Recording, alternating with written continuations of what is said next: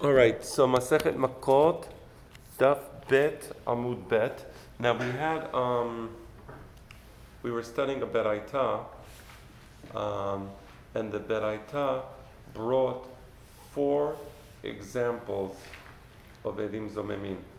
So in Daf Bet Amud Bet, we were studying the 4 examples. The first of the 4 examples was that Edim Zomemin cannot become Ben Gerusha or Ben Halusa, meaning they issued a false testimony accusing a Kohen of being a Ben Gerusha or Ben Halusa, although the Pasuk says that in the case of Edim Zomemin, Va'asitem lo kasher zamam lasot la'achiv, that's a general rule, right? That's a general rule, but in these 4 cases, we don't do to them what they intended to do to the victim, and therefore they do not become Ben Gerusha, Ben Halusa. That's one case. The other case, the second case in the Tanur Banan, which we also read last week, is En Golin Le'are Miklat. Again, usually the rule is that Edim Zomemin, they come, they testify regarding a particular defendant, and in this case they testify that he was guilty of negligent homicide. We don't do to the Edim Zomemin what they wanted to do to the defendant. They wanted the defendant to go to Galut, to a sanctuary city. We don't do that to the Edim Zomemin. Today we're going to study the last 2 examples in the Beraita. The last 2 examples in the Beraita is going to be the subject of today's class. So open up the Gemara and let me tell you where it is. As we said, it's Daf Bet Amud Bet.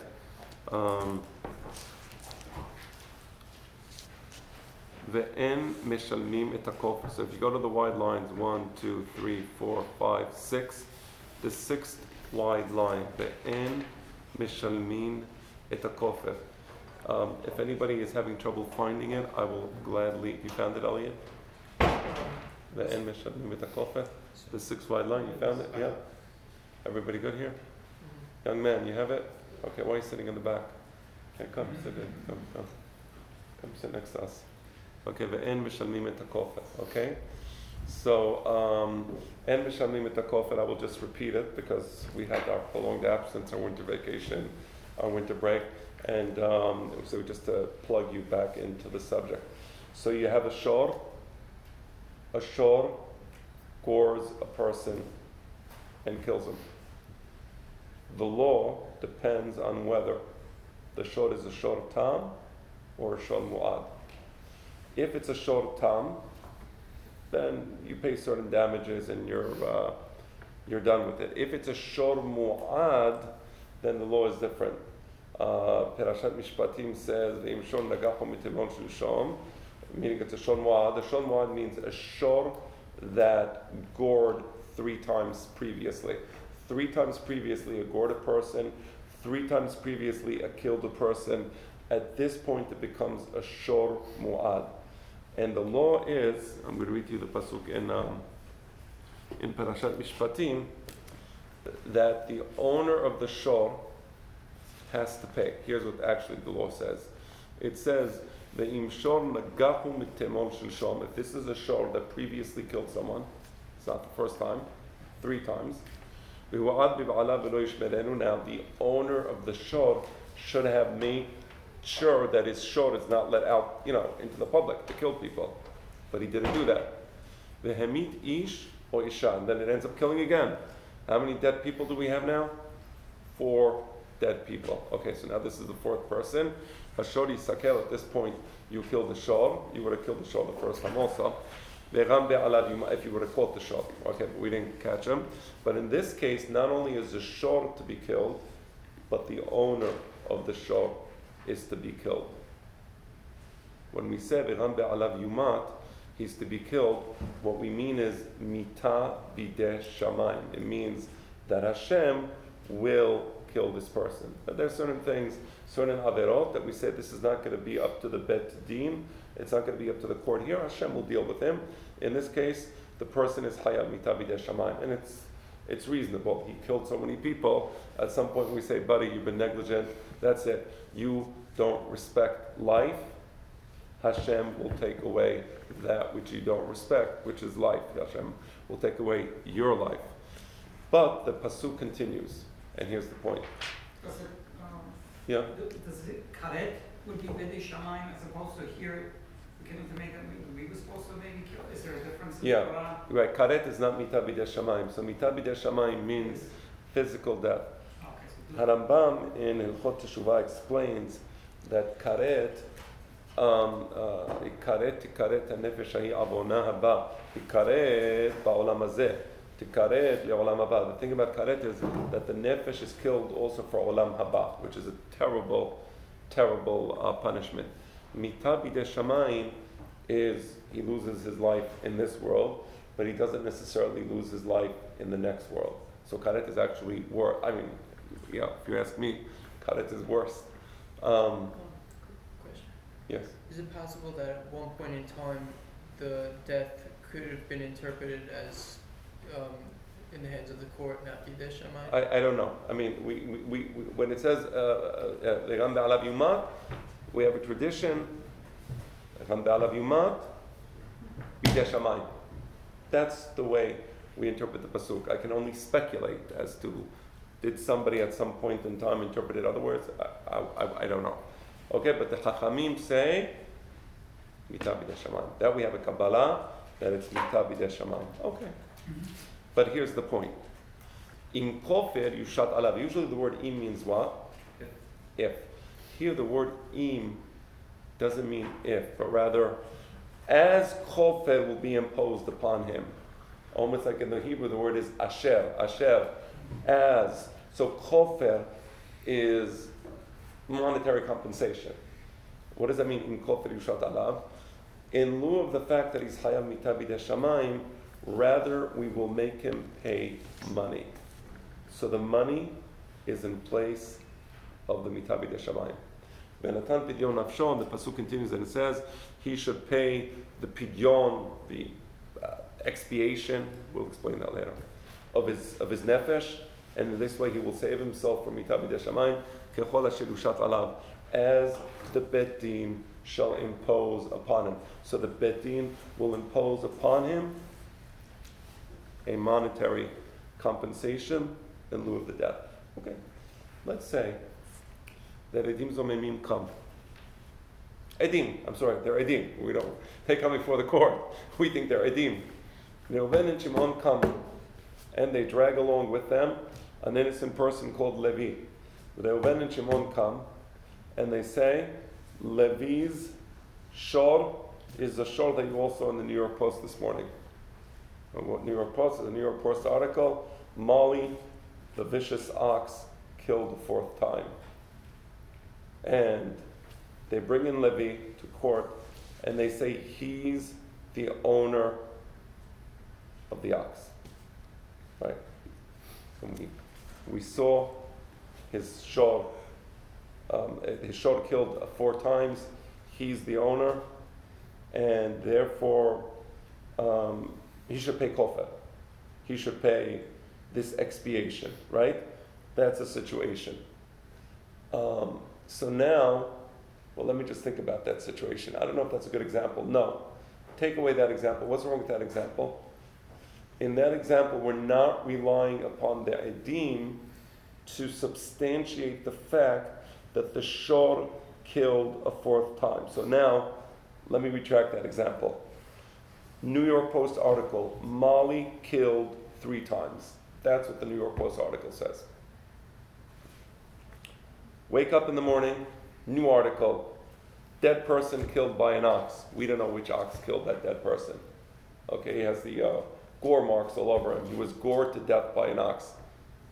Come Reuven and Shimon into court, and they say, we saw it when it happened. We were there, and it was Molly. Okay, it was Molly. Molly was the ox that killed this person, and the owner of Molly happens to be Levi. At this point, it's a Shon Mu'ad. And because it's a Shon Mu'ad, Levi has to pay kofer. He has to pay pidyon nafsho, as the pasuk says, right? V'natan pidyon nafsho kechol asher yushat alav. So comes the judges and they tell Reuven and Shimon, really, when did this happen? It happened early in the morning. Where did it happen? It happened in Ra'anana, on Rehov Schwartz, in front of Echal Uriel. We saw Mali goring the person to death, and it's the fourth time, right?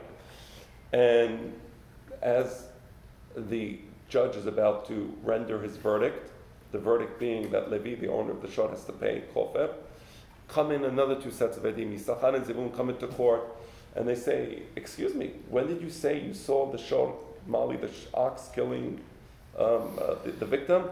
They say it was 7 o'clock in the morning in front of Echal Uriel in Ra'anana. He says, really? Because we saw you at that hour having coffee in our cafe in Ramat Aviv, in the mall. So you could not have possibly seen the ox, Mali, the ox killing. So that's a Dim Zamumim. That's the scenario. You all have the scenario now? The scenario is clear. I wanted to detail the scenario for you. What do we do to them? You say, okay, take Reuven and Shimon, take the false witnesses, make them pay the kofer. Make them pay the money. Levi would have to pay whatever, I don't know, $10,000, $20,000. Let them pay the $20,000 that Levi would have paid, right? So on that, the Beraita says, Ve'en meshalmim et hakofer. Normally, edim zomemim get the punishment that they wanted to impose upon the defendant. In this case, the defendant would have paid kofer. Let the edim zomemim pay kofer. No. They do not pay the kofer. En meshalmim et hakofer. Now, on that, the Gemara is going to deliberate. The purpose of the deliberation is, what's the reason that they don't have to pay the kofer? I can understand when we say that edim zomemim shouldn't become ben gerusha or ben chalusa. That would be an absurdity. To take a person who's not a ben gerusha and say you're a ben gerusha, it doesn't make any sense. I can understand that. Why wouldn't you make an eid zomem? Pay the kofer. It's money. It's really simple. He was going to pay 1,000, you pay 1,000. End of story. No. So what's the reason? Kasavre kofra kapara. The underlying thesis of the Beraita is as follows. This kofer that one has to pay if his ox gored a fourth time and killed, that kofer is actually an expiation for sin. It's not, okay, let me explain. There's several types of payments in Jewish law. One type of payment is a simple indemnification for damages. What is indemnification for damages? For example, I started a fire negligently in my field, the fire spread to the other field, and it burned down, I don't know, $10,000 worth of the other guy's field. I have to pay him indemnification for damages. It's financial damages. So I have to indemnify him for the financial damages. That's indemnification. That's what we have in American law, where you have to show, what were your damages? Here are my damages, Your Honor. Okay, pay up the money. That's it. In Jewish law, you have another type of payment, kofer, kapara, where you pay money as an expiation for sin. It's almost like a type of korban.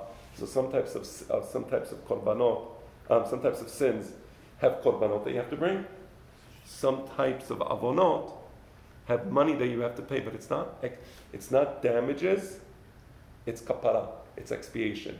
So the underlying thesis of this beraita is that the purpose of this money, im kofer yushat alav, v'natan pidyon nafsho kechol asher yushat alav, the purpose of that payment is forgiveness for sin. Forgiveness for which sin? Forgiveness for the sin of having an ox and not taking care of that ox and being negligent. Forgiveness that would take away the mitah b'dei shamayim and now absolve him. So, if you were to take the edim zomemim and make them pay the kofer, you're giving, doctor says, you have a cold, let me give you some Zypac, right? And now you take a person with a flu and you say, let me give him some Zypac. It's not the same illness. You can't take medicine for one illness and give it to another illness, right? Doesn't work. Here, the kofer is because has a stain, and that stain can be removed by that kofer. The edim zomimim have a completely different stain. That stain cannot be removed by the kofer, and that's why we don't make them pay kofer. Knas. What's knas? That's Right. So there's different types of knasot. But for example, you have a robber who robbed somebody, and we make him pay, for example, double what he robbed. Right. that's not kapara. That's Right, exactly. So there's different types of monetary payments that, for example, is not damages. That kefil that we make it to pay is a kenas. It's punitive damages. It's not actual damages. So sometimes in American law you can also have punitive damages if the judge feels that there was bad faith or some evil intent. So you have punitive damage. That's not actual damages, right? So you have the actual damages is what the robber pays. He robbed 100, pay back 100. The punitive damages pay another 100. That's different, right? And that's not kapara. right. That's not a kapara. Can't we institute that to these edim zomimim? So that's the not point. kapara, but give them a knas. So that's the point. So the hachamim, and at the end of the shul today, we will tie it all together, and you'll see what is the magic formula. There's a magic formula here. We still haven't said it. We will read the magic formula in Harambam, and it will all become clear to you. Okay, how you apply this law? Yes, sir. Why can't we leave it that he gets, the Edim should get the mitab deshemayim that this guy would have gotten? So God can exact that and say, okay, fine, this is not our thing. Right. The punishment was from you, so the punishment you were going to give this guy what does it mean? Right. Baruch atah Adonai Eloheinu melech haolam she'akol nהיה b'dbaro. And then at that point, then they can do a kofir. Shoot Ike a message to be here 9:25. So because the pasuk says va'asitem lo ka'asher zanam la'asod lachi va'asitem, that's the bet din. Okay, so right. The bet din must do something. So mitab b'dei shamayim is not for Can't Hashem step doesn't give back. mitab b'dei shamayim, or maybe he does. By the way, wow, one day we'll study laws of Shavuah and what used to happen when somebody would make a Shavuah in bet din. Just scary. But so not even to say no. But the point is, but the bet din has an obligation. Va'asitem lo ka'asher zanam la'asod lachi. Okay.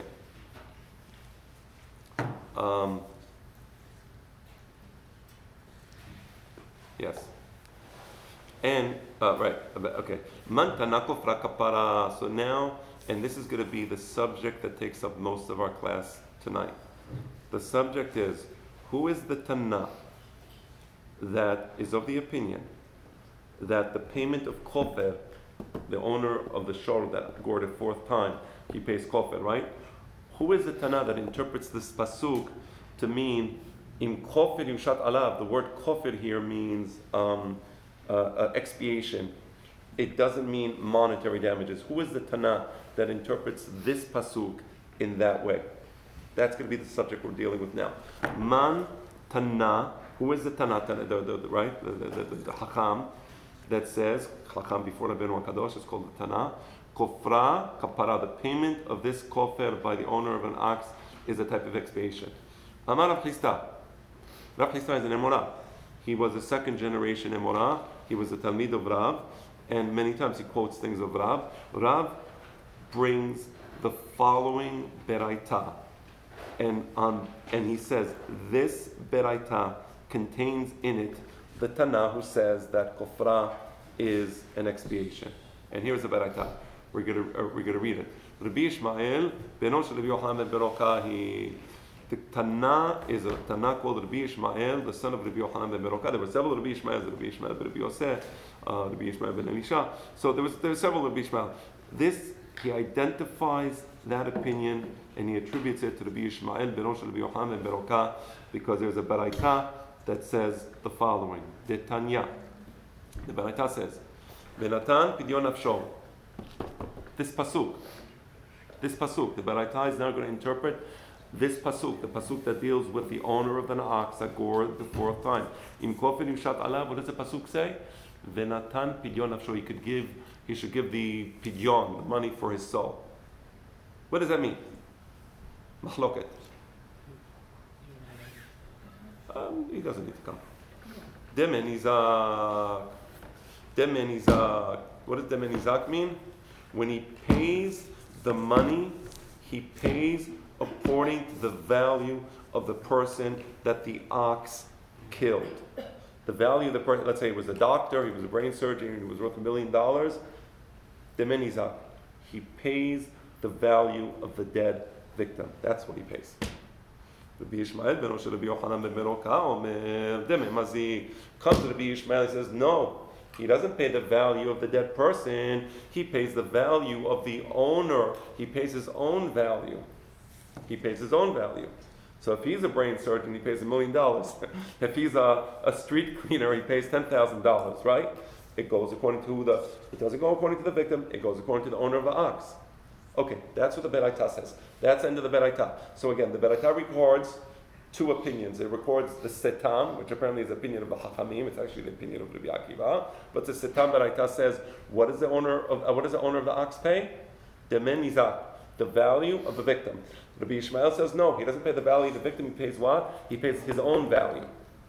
So now let's understand this machloket. Let's understand what's underlying this machloket. And it's as follows.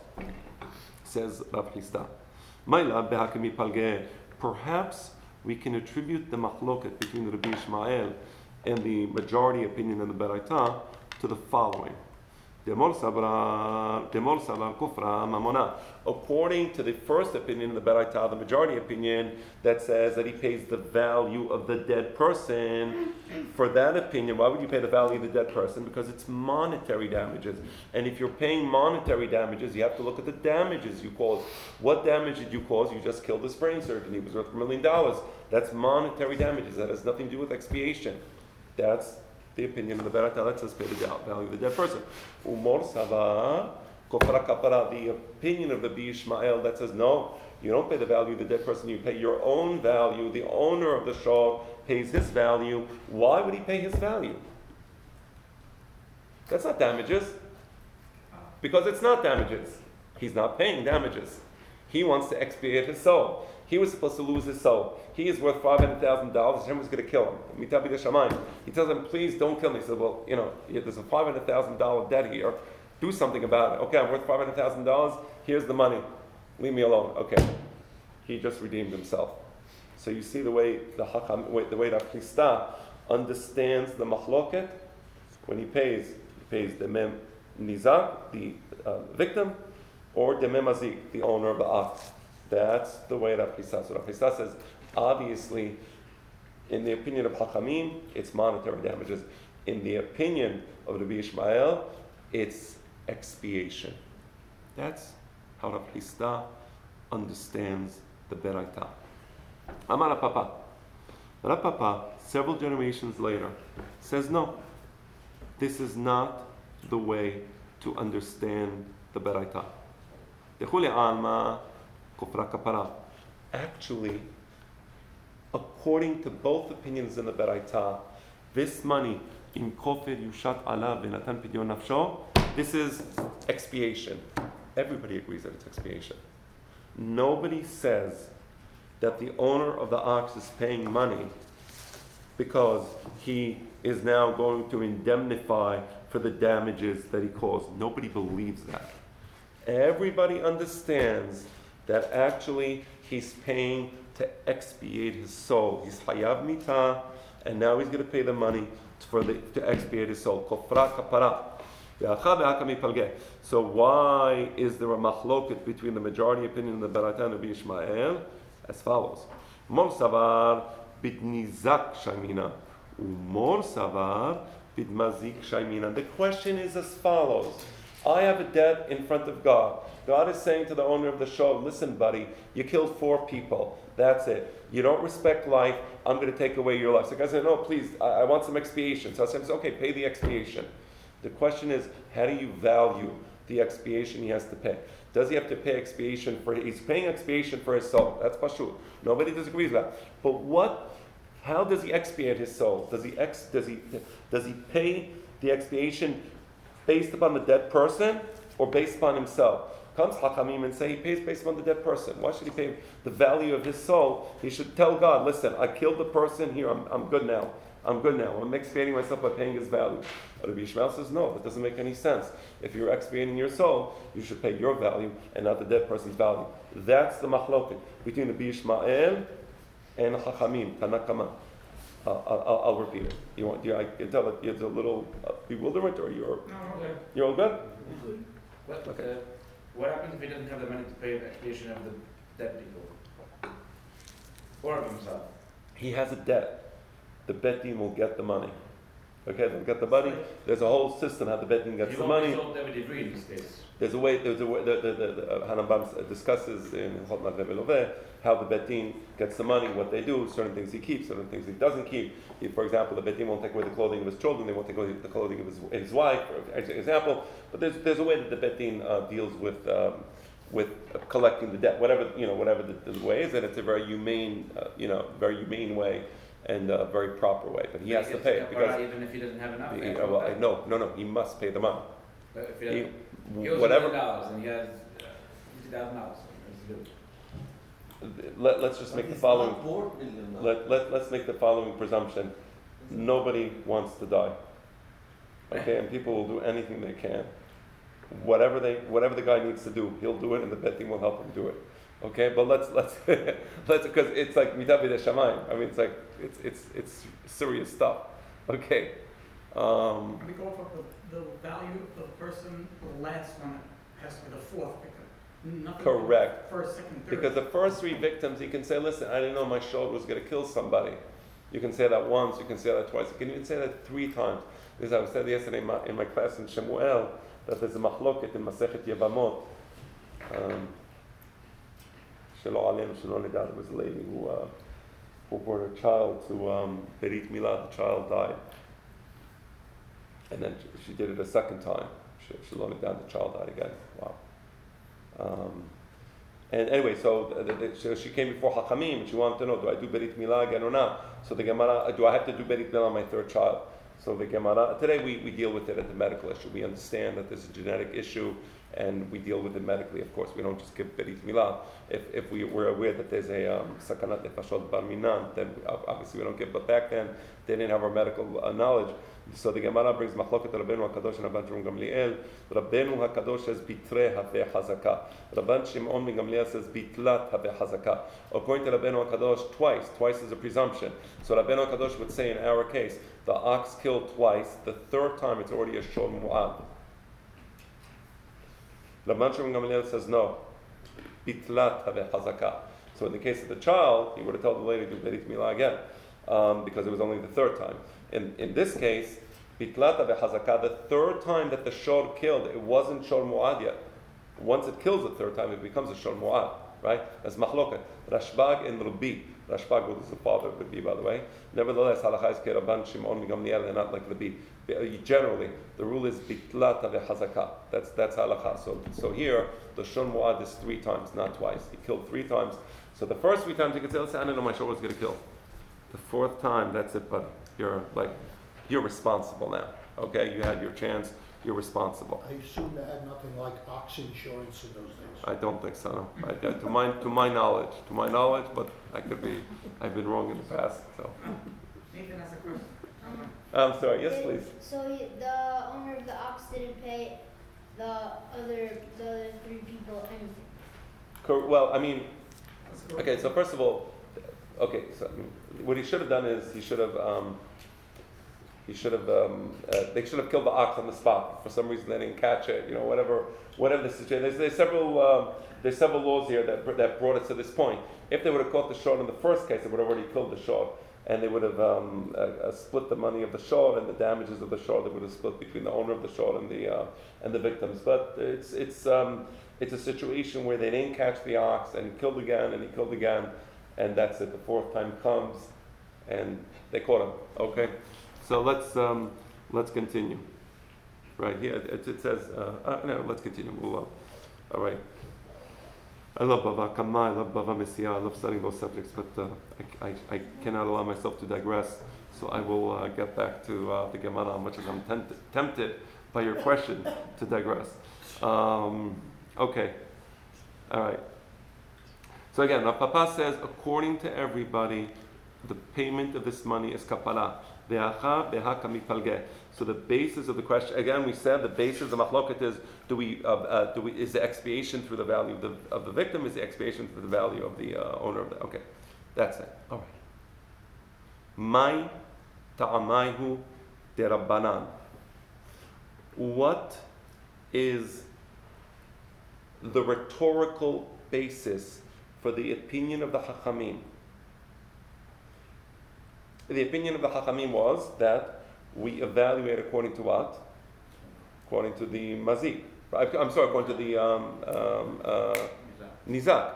What is the basis for that opinion? And when I say rhetorical basis, I mean in the Pesukim.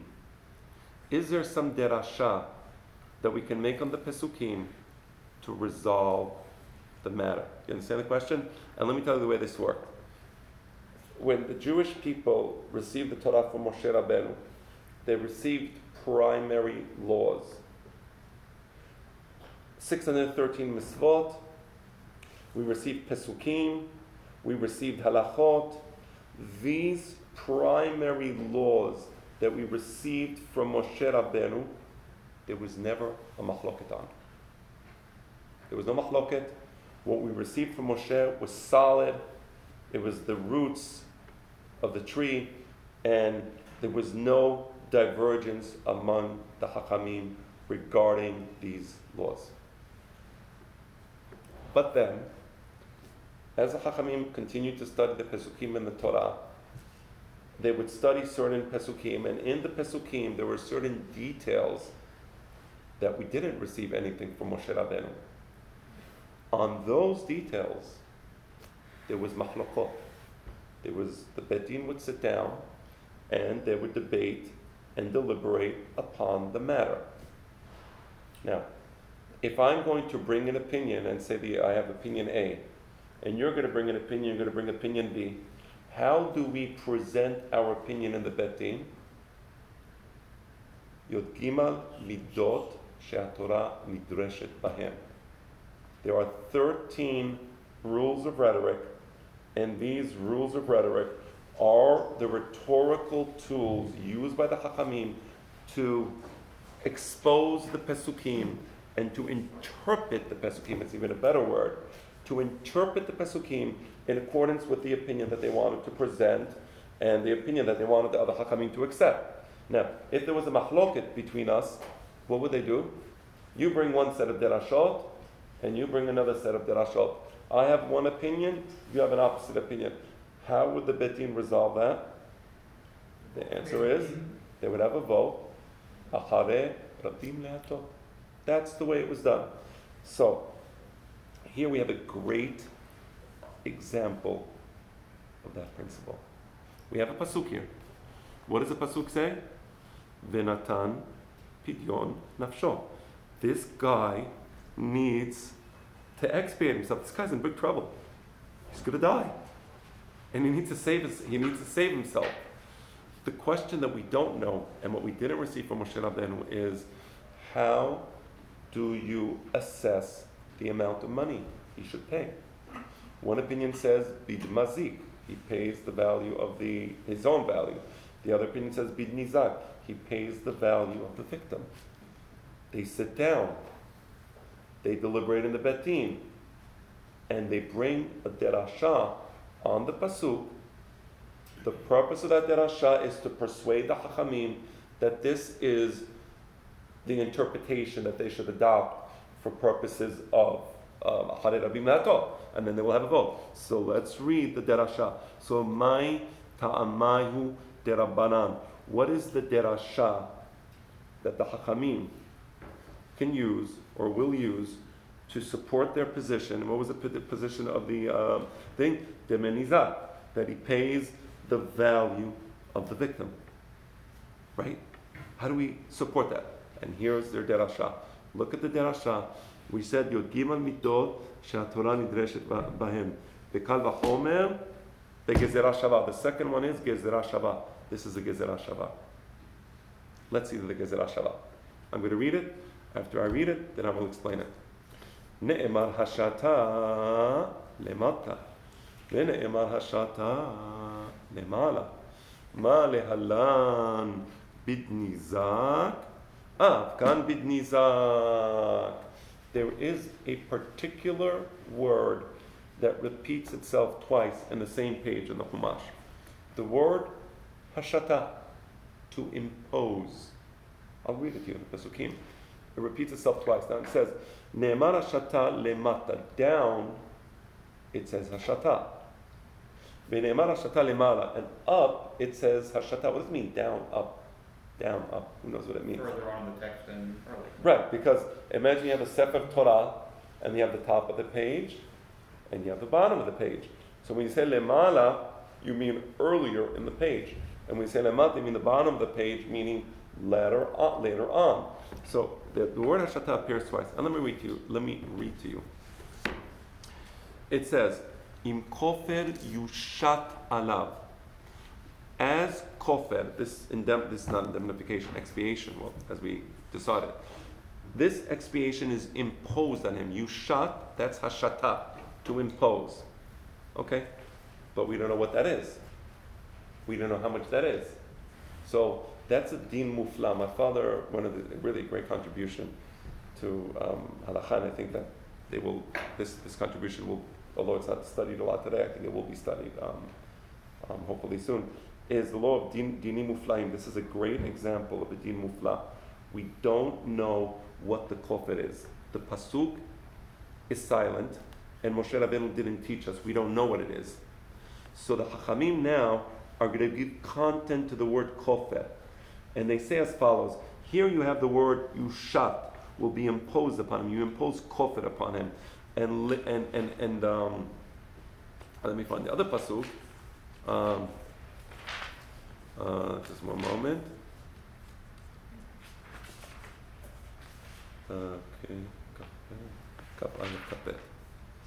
Okay, this is in Perek Kaf Aleph, Pasuk Kaf Bet. This is earlier. This is lemala. This is on the higher part of the page. And the Pasuk says as follows. Two people are having a fight. One guy's like fighting and they're like punching and going at it. And one guy accidentally hits a pregnant woman and she has a miscarriage. But the woman doesn't, she doesn't die, but she has a miscarriage. The Pasuk says, Anosh Anesh ka'asher yashit alav ba'al ha'isha. This person who hurt that woman and caused it to miscarriage, he will be punished. Benatan biflilim. He will be punished, and he will pay what the dayanim make him pay. Meaning, he pays money. Benatan biflilim means he pays monetary damages. Now, in this pasuk, we know exactly why he's paying. He's not paying to expiate for his soul.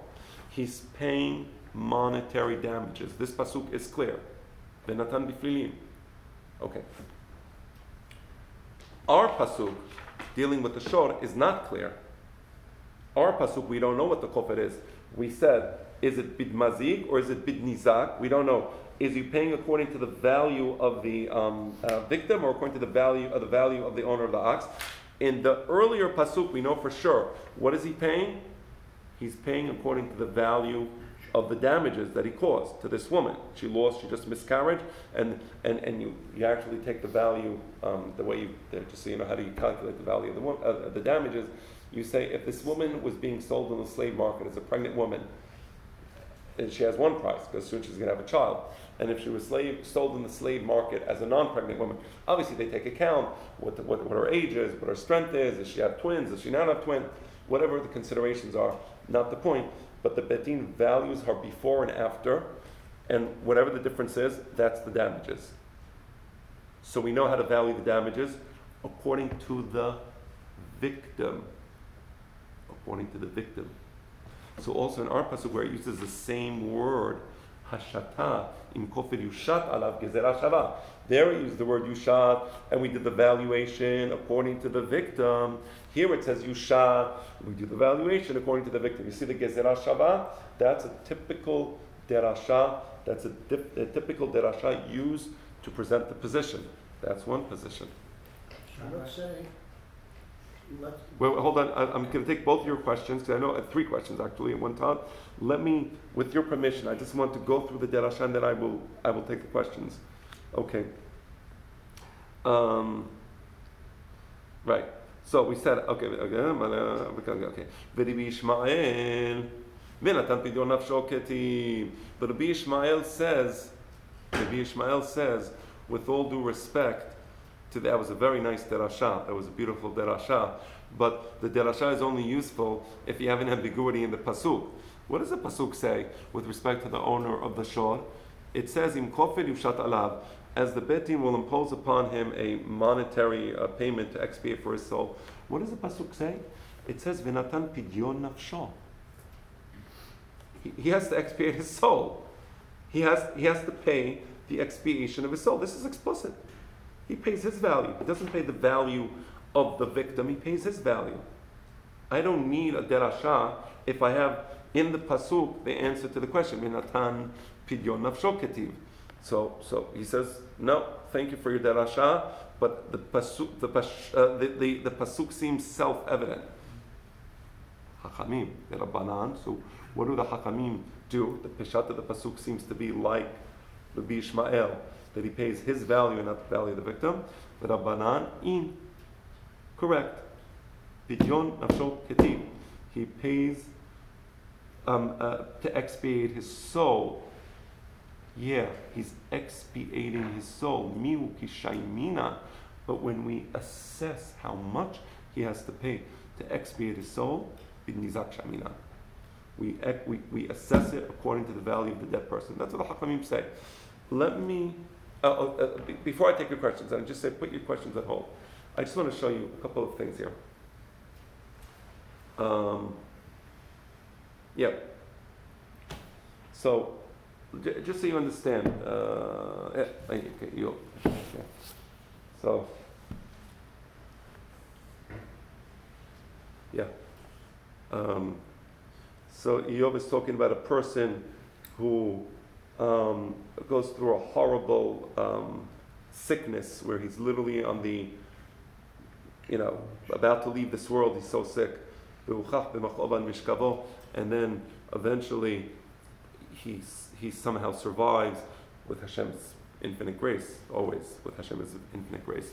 And the pasuk says, "Pada nafsho me'avor b'shachat." He has pada nafsho. He redeemed his soul from going in Gehinnom, meaning this whole traumatic situation that he was in, that he suffered, that he experienced, was an expiation for his soul. You see what it says? Pada nafsho. Just like here. V'natan pidyon nafsho. Right? Now, I want to read to you. And so you're saying, well, why is it ambiguous? If that's the case, why is it ambiguous? So, because the pasuk says like this. Listen to the pasuk in Mishpatim. It says, Im kofer yushat alav. If kofer will be imposed on him. But if you look at ankelos was from the Talmidim of Rabban Yochanan ben Zakkai. You know, he interprets kofer? Mamon. Im mamon yeshavon aloi. Right? So he says mamon. So what does mamon mean? Mamon means money. It's a financial thing.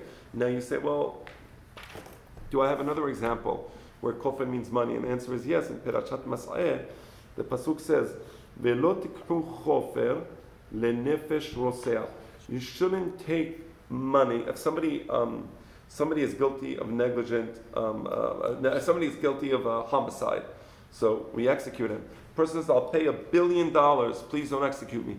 The pasuk says you're not allowed to do this. Ve'lo tikru chofer lenefesh roseach. The same word, chofer. What does chofer mean? Mamon. Ve'lo tikru chofer lenefesh roseach. You're not. So you see how chofer means money.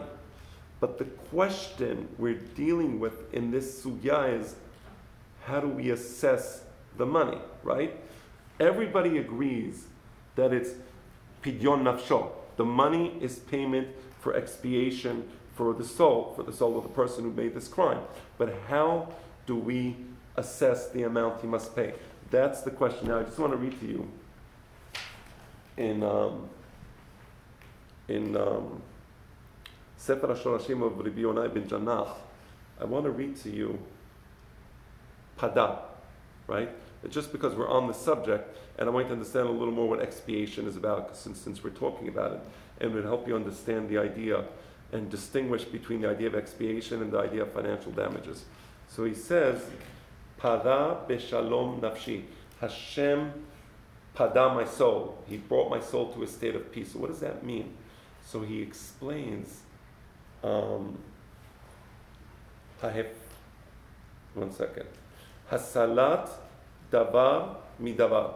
If somebody is in a situation where harm can befall him, and Hashem saves him from that situation, that's pada. Ufidyono mimenu yiyeh behefredo mimenu. And Hashem saves the person from that situation that he's in, a bad situation, by separating him.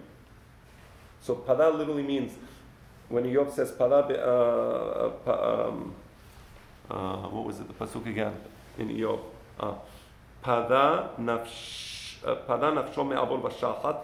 He was supposed to be in shachat, which is the low level of Gehinnom, and Hashem separated me from that situation. So pada literally means to lift the soul up from the bad situation it was supposed to be in. So everybody agrees that Benatan Pidyon Nafsho means this person is in big trouble. He is going to be killed. His nefesh has a big X on it. Hashem is going to, kill him, and he needs to do something. But the question is, what is it that he does? Everybody agrees it's kofer. How do I know it's kofer? Because it's mammon. Kofer is mammon. The question is, but what mammon? How much? And that's the machloket, and that's the that's what the sugya now that's what the sugya deals with. And the answer is how much mammon. The Pesach halacha is, and we'll read it in Harambam. He pays deme mazik. He pays his own value. Okay, he pays his own value. So let me read it. Right. Let me read Harambam. I'm sorry, I misspoke. He pays the value of the person that he killed. Let me read to you the Lashon in Harambam. Perek Yod Aleph, Halacha Aleph. Yeah, there's a problem with the internet. Actually, I should be able to get the internet here. Can you open it? Nizke Mamon. Oh, I thought this was it. Right, no, this one is Hilchot Edut. I want to read that later. We have like 5 minutes. I just want to read to you the Pesach Barabam. Open up Nizke Mamon, which is the beginning of Nezikin. Perek Yod, Halacha Daled. You have it? Nezikin. Yes, and it's the first one. Got it. Read it. שור שהמית את האדם בכל מקום, בין גדול, בין קטן, בין עבד, בין בן חורין, אחד תם ואחד מועד, הרי זה נזכר. Okay, we killed the short immediately. We said we don't want to give the short another chance to kill, but nevertheless, the short ended up killing. So what happens if the short does kill 3 times and now it's the 4th time? והמית את... right. ואחד השור ואחד שער בהמה חיה בעוף שהמית, והרי אלו נזכרים. Okay. What do you want, Che? What do you... let me see. Maybe there's a mistake in the... you're reading Mechon Mamre? No, I'm reading Mif'al Mishneh Torah. That's why, because they have a different... They break it up differently. Okay, so let me... Perek Yod, right? Perek Yod, Halacha Daled. They break it up differently in the Mif'al. Yeah, here it is. I found it. We said that the owner of the shor is subject to mita b'dei shamayim. He is to be killed by God, not by the court, not by the court down here on earth. What is kofer haneherag? He pays. How much does he pay? Deme nizak, not deme mazik. Meaning the halacha is like Venatan Pidyon Nafsho Deme Nizak, like the Tanakama in the Beraita, not like the B'Yishmael. Okay? So here we see that the Hachamim treated this like a din mufla, They said, we don't know what kofir means. Rabbi Yishmael wants to say, we do know. Rabbi said, no, we don't know. Because we really don't, we don't know, because Ankelos says, kofir is mamona, both here and in Perashat Mas'eh. What is the amount of that mammon? That's the question. And they bring the derasha, they bring the gezerah shava to resolve the question, and it's accepted by the Bet Din. So here's a great example of a din mufla, unknown law, didn't learn it from Moshe Rabbeinu. Come to Chachamim, they deliberate on the matter, and they reach a conclusion. When it says kofir yushat alav, kofir means the value of the victim. That's what it means. Okay. We have 2 minutes or 3 minutes, so only because of that, not because I don't like anybody, because I know a lot of you had questions. I just want to finish the sugya. So I'm going to try to finish it. Okay. The en nimkarin be'eved ivri. Okay. En nimkarin be'eved ivri. That was the fourth case in the Beraita. We said we do not sell the edim zomemin as eved ivri. What does it mean, en nimkarin be'eved ivri? I'm going to speak quickly. You'll watch it on YouTube. You'll follow it on YouTube. Please give me a like whenever you watch it. I like that. If you're not subscribed to the channel, subscribe to the channel. So here's the thing. I'm just going to say it, and I apologize that I'm talking a little quickly. So there's two possibilities. One possibility is Reuven and Shimon. These are the false witnesses. They come into court. They say, Your Honor, this person Levi, he robbed. He robbed $100 yesterday. We saw him robbing $100 from somebody's house. Judge says, pay out. How much do I have to pay? $200. I can't. I don't have the money. Sell him as a slave. Comes in Yisachar and Zebulun say, excuse me? You saw Levi robbing last night? Really? Where were you? Ends up they were lying. Okay. So what do we do to the two witnesses? Sell them as slaves. No, we don't sell them as slaves. And nimkarin be'eved ivri. That's one possible explanation of this beraita. I'm going to go with that explanation, although there is an alternative explanation. So comes Rav Amnuna, and he says as follows. Savar Rav Amnuna lemema. What does savar mean? What does the word savar? Sevara, no sources, a reasonable presumption. That's what savar means. Savar Rav Amnuna lemema. When Rav Amnuna came across this law, this beraita, he said, "Hanemile hechadeit ledide demigo deihu lanizdaban inu deihu lanizdaben inu namela mizdabnu." Comes out of Amnuna and says, when do we say that we don't sell the edim zomemin as eved ivri? That's because the defendant had money to pay. For example, he was accused of robbing $100. He has to pay $200. He has the money to pay. Because he has the money to pay, we're not going to take these two witnesses and sell them as a team. So I mean, you know what? I'm going fast. I don't like going fast. I'll study this next week. I wanted to finish all this we got this week. Sorry, it's not going to happen. Okay, so I'll take questions. Okay, any questions? Can I ask you? First him, because he was waiting very patiently. Then yeah. So when it comes to the miscarriage, and you say her value is if she sold as a slave, isn't there any other consideration like emotional? No, stress? not. No, it's all monetary. Right, it's a monetary thing. Okay, next question. Yes. I heard about the impeachment, but what's the problem? I paid attention on that sentences. The impeachment is supposed to be borne by a political leader. Right. So our political leader is Hashem. Okay. So if Hashem is our political leader, all this, why we have to talk about Jewish law as a money? Money is a regular punishment for everybody in different type of law. But we're talking about That's a right. Let me answer you. Right. That's a philosophical. It's the most Right. valuable punishment. That's a philosophical question. Am I right or not? Right. So this is a philosophical question. We don't have the time in the 30 seconds left to answer the philosophical question.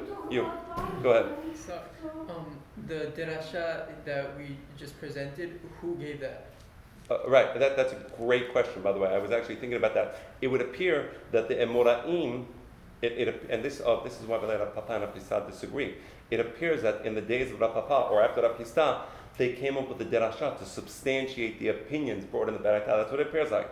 I can see that point. Any other questions? Yes, sir. What does Gezerah Shava literally mean? Gezerah Shava means we're going to take a word. The word Gezerah means word, right? Or a sentence, actually. And two equal sentences or expressions. And if you're using the same language in one place, and you know what that language means in that one place, and use the same language in another place, but you're not sure what it means in the other place, it stands to reason, just, that the meaning in the second place is similar to the meaning in the first place. That's the idea of gezerah shava, the same word or expression. In this case, the word was yushat. We know that in that case, the word yushat means monetary damages. Here we don't know what yushat, monetary damages, meaning the value, I misspoke, X. We know that in that case, the word yushat was referring to deme, a nizak. Also, in our case, the word yushat means deme mazik. Go ahead, you ask a question. Is the mazik absolved of any wrongdoing once he pays the... Yes, that's it. Yeah, once he pays, it's done. And with a beautiful language. Being a little, insensitive to the value of life by just putting a value there. Yes and no, but because we know that Hashem is, there and doing things, and megalgel chova l'dechayav zechut zakai, we believe in Hashem. The 15 here is saying that you're absolved of any wrongdoing. That's it. It's up. Once you're drugged in a court here, then they can't prejudge you upstairs. Of course not. Absolutely. Once he pays, he pays. It's done. It's over. Exactly. Hashem brings all the circumstances in the proper way. And again, this is also philosophical. That's it. Any other questions? Good. Let's do Arabi. Yeah. Yes. Rabbi Hanana v'Kashya Omer. Say Kaddish al Israel and then go right to V'urachom. And